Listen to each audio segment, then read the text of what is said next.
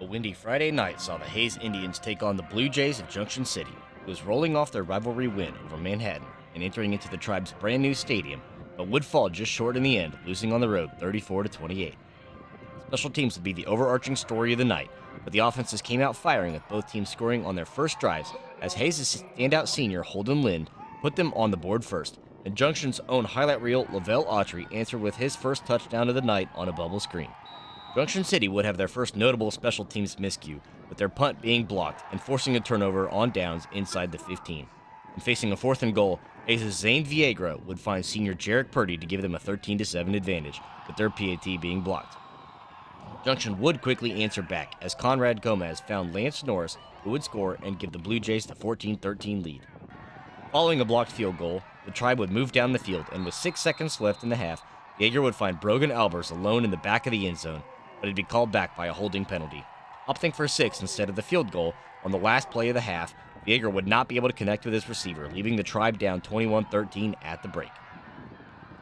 In the third, Hayes would get another break when Junction City's punter would lose the snap and be sent chasing after the ball, giving the Indians the ball at the 13. The Tribe would capitalize as Braxton Basgall would bounce outside to pull Hayes back within 1. In a very short drive that had Gomez connecting with Lavelle Autry for 52 yards on 2 completions, Junction City would answer, with Autry getting behind the secondary to increase their lead 28-20. Hayes would score again, missing an extra point wide left to cut it to 28-26, but after standing up the Blue Jays offense, a massive punt would pin the Tribe down at their own 5-yard line. Hayes got to business as they stormed down the field and got inside the Blue Jays 10. On a 4th and goal, Viegra would find Basgall on the near pylon to make a catch, falling out of bounds to give the Indians a 32-28 lead.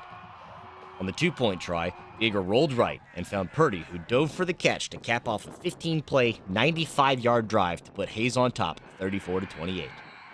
Junction would attempt a 2-minute drill, making their way across midfield, but a sack and penalty made for a 4th and long that they would not be able to convert, giving Hayes the ball back to assume victory formation. In a post-game interview, Junction City's head coach Randall Zimmerman would say that it was, quote, a very, very tough night special teams-wise. It hurts to lose, and it should, because that means it means something. Just the little things we don't do quite as well as we should. In the classroom, in the hallways, the locker room, the practice field, it comes up and it gets you in big games like this. This was Hayes' 4th consecutive victory over Junction City, the longest streak in the history between the two teams, with the series still favoring the Blue Jays at a 12-11 record all time. Next week, Hayes will travel southwest to challenge the Dodge City Demons, and Junction City will look to bounce back in a playoff rematch from last year against the Topeka High Trojans. But before we get too excited for Week 6, let's send it over to Jude to take a look back at our top 5 plays from Week 5.